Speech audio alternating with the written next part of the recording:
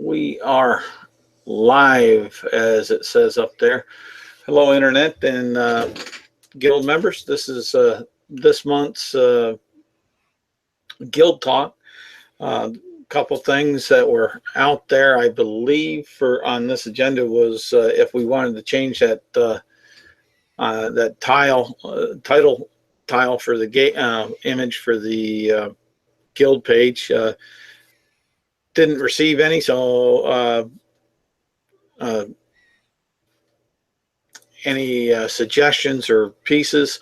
So I'll say for right now that we'll table that one, and we'll readdress it sometime later. As far as that, I think that with the magic items and like that, or exotic weapons and such, we got some that are there that Chris has put on, has been kind enough to put on the spreadsheet that's on the web page, and I know I owe him two from my last game that I got to write up and give it to him so he can put it up on there, being the one gem and the one dagger there that was given on out, and I got those about worded, I think, right. So I'll do it up nice on a Word document, post it to you, Chris, and we'll have it on there for that. And as far as that, are there any other things I might be forgetting from our last time, or the things that have come up during the month? No.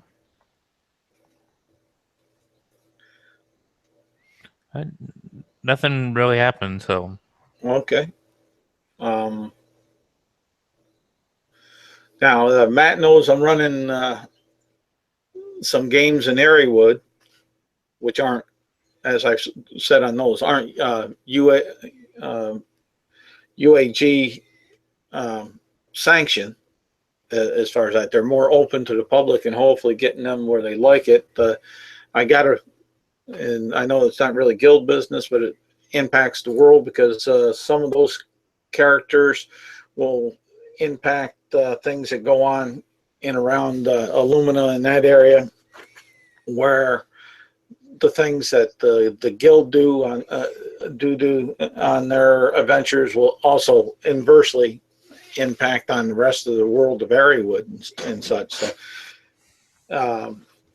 there again, if you see a game over in the world of Areawood going on up, you want to jump in, you can either use your guild character, or you can build a completely different one. I know the adventure I got running right now over there is out of the Carmisia, the Black Roses Assassins Guild, and that's a 5th level. So if you had a 5th level character you wanted to build up and like that, we're not necessarily playing by the same XP measures as far as that. The more it's going to be about the same, but not 100%. Just because of the way it'd be more milestones for this little string, as far as that. So as they get to a couple of places and what they do, it will power on there.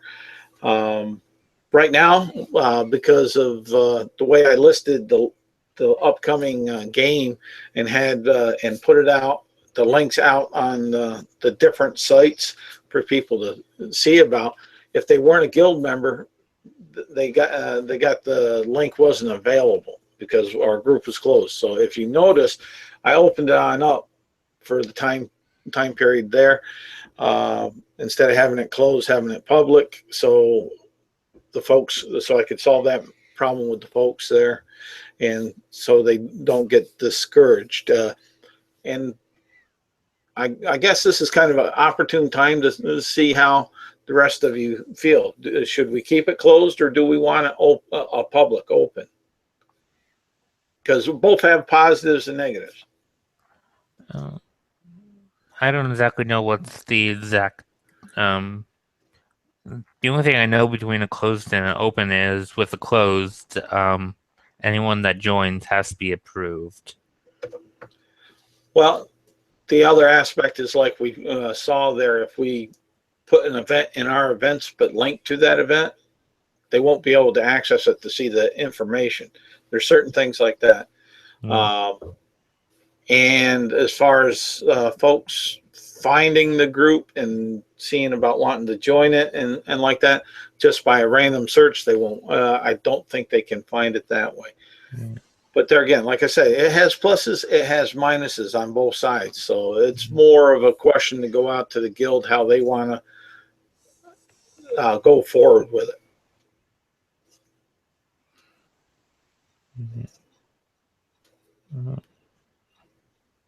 You wait, Chris? Yeah, I am. Okay. You have any input on any of that? I know you got a year older, so I know you're a year slower. Yeah. I don't know. I think it's I don't know.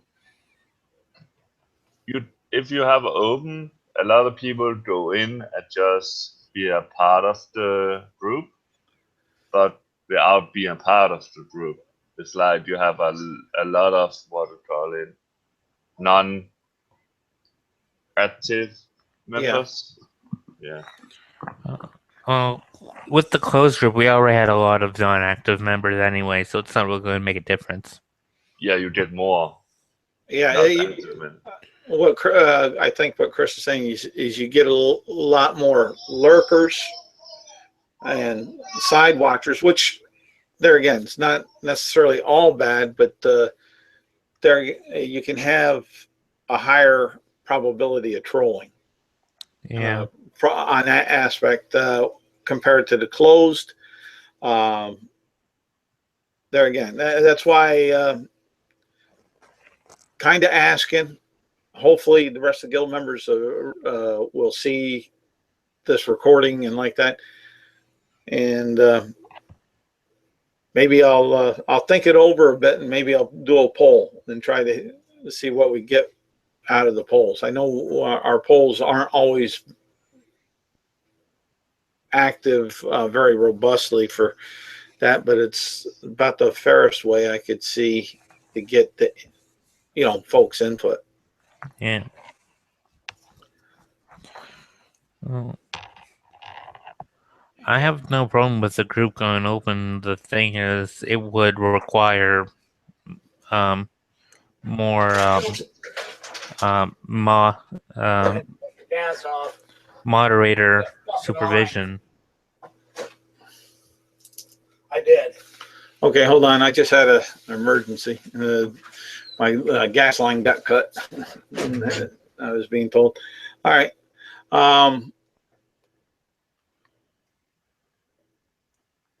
Yeah. Now, what did you say, Matt? Forgive me on that. I was just saying that if we just decide to go with open group, it will require more moderator supervision to keep stuff like that under control if it happens. Yeah. That's true. As far as that, any other things that you guys feel like we need to talk about, address, or want to try? Your overlay is reversed. Oh, is it? Yeah, okay. the words are coming out backwards. Oh, okay. Well, let's see here. I think I can fix that on the fly. Let's see here. Boom. That's good to let me know that. Let's see here. And text and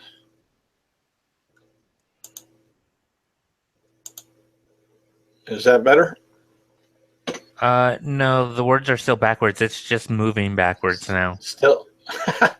All right. Well, they're backwards. All right. How am I going to fix that one? On the fly there. But page scroll.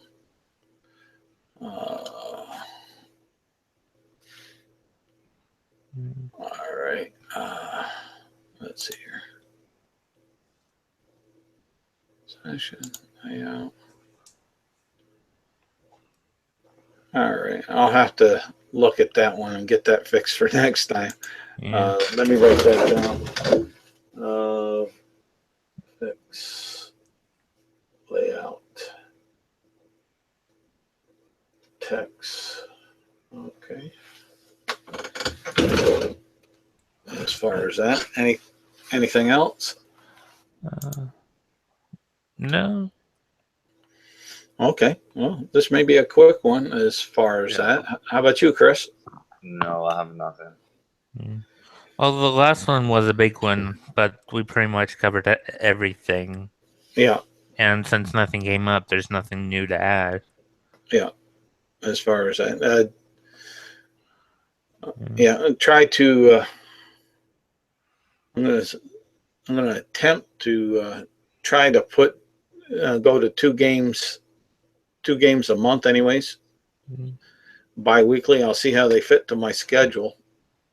As far as that, but I'm definitely going to have at least one game a month. As far as that goes, it was nice when we had more DMs that were out there because it gave us games that were going on more often in the month. But I know a lot of folks' schedules and like that have changed, so their spare time has become a lot harder for them to find. So, but I'm going to try to take up some of that slack on that. So, as far as that, so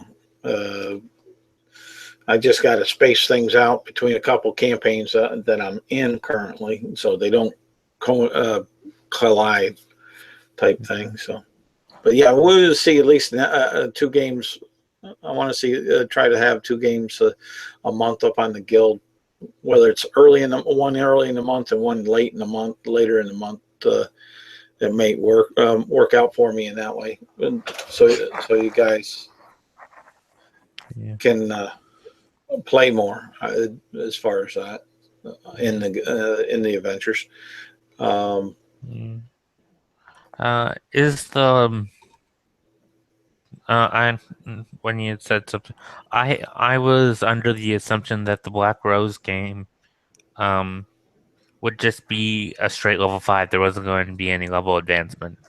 Well, and that's it is a straight level 5 right now, but depending on how you guys or your team, the team develops as far as that, and how long the storyline goes, whether or not you actually find the Black Rose, if it gets out extended, because it's kind of sandboxed in the way that it's going to be where it goes on a lot of things is going to be driven by you player characters on that. I know where I have your goal set, but like you saw in that first game, it's going to be a lot of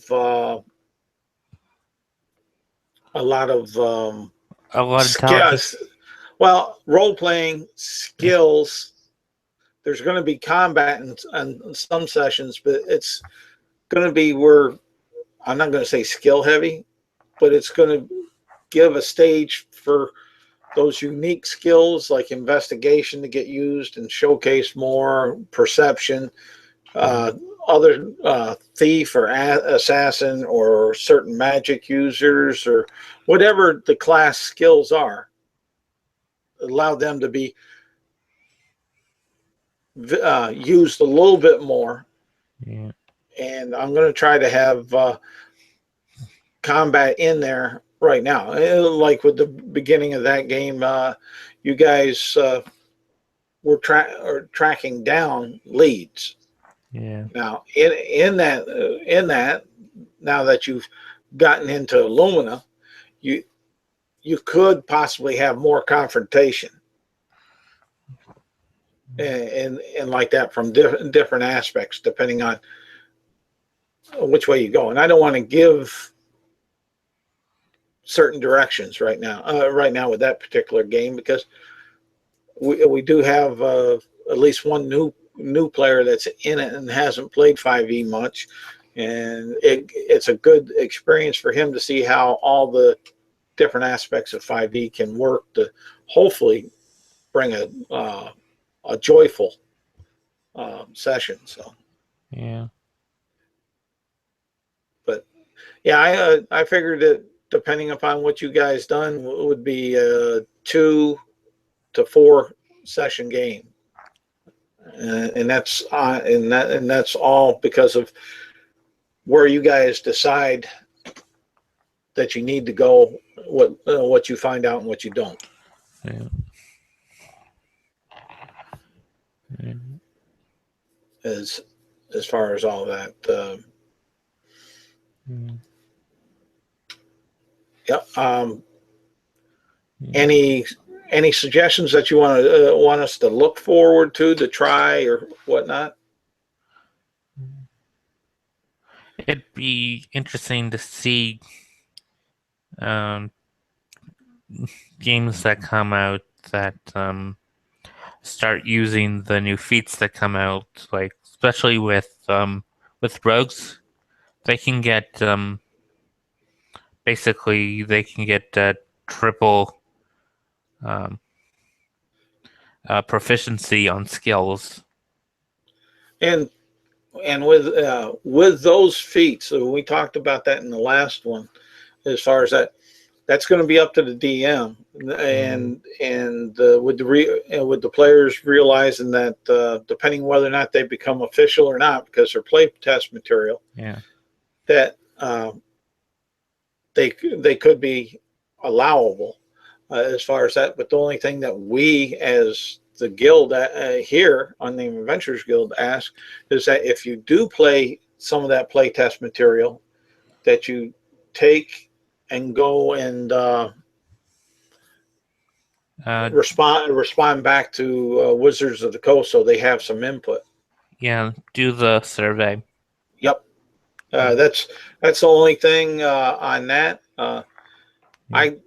I've been looking at some of the feats, some of the new ones that came out for the feats for the races and like that. Interesting. Yeah. Some of the feats I think may be OP, but there again, you don't know until you play it and see how it fits into it. So that's a reason for play test. But myself personally, unless it was something that really I didn't know well or looked at somewhat, I'd give it a shot. As far as that, if I'm DMing. Now, if Ty's DMing or Dan or yourself, Matt, that's going to be your call on where your comfort level is with them.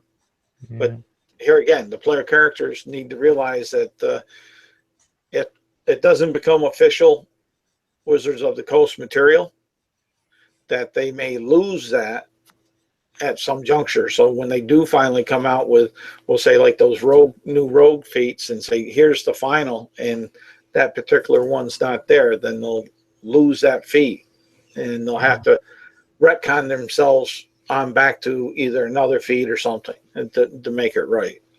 Yeah.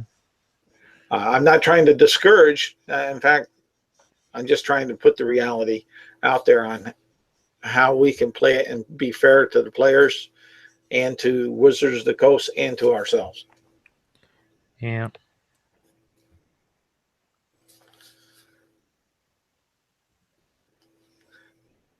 So you guys, anything else? And if not, I'll close this down. This will be a short one, but if everybody's good.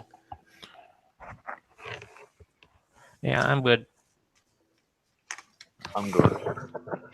All right. I love the enthusiasm there. You must just woke up there, Chris.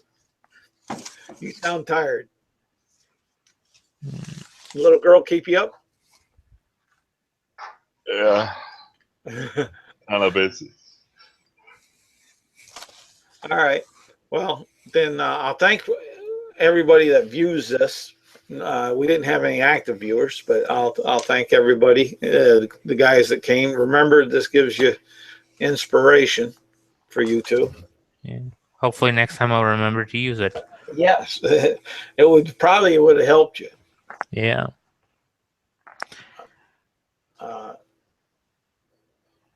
As far as that, so I'll say good day. Have a great one. And I'll go and shut this on down, and I'll go to find out how bad my gas line is cut and what I need for repair. All right.